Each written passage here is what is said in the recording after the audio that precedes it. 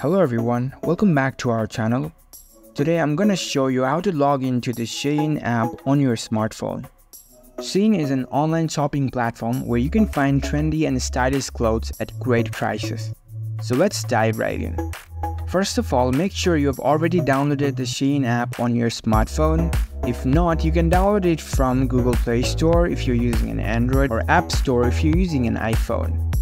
Once you download the app, you can launch the app on your phone. So this is the homepage of the Shein app. Here you can see the Me option on the bottom right corner of your screen. Tap on it. Next up, you can see the sign in or register option. Tap on it. From here, you need to sign up to create your account in this app. And after that, you can use the same credentials to log into your account in this app. I previously created my account using the Google account, so I will go on and tap continue with Google. And that's it. You've successfully logged into your account in the Shein app. Now you are all set up and ready to start shopping on this app. Happy shopping! If you found this video helpful, don't forget to give this video a thumbs up and subscribe to our channel for more tech tips.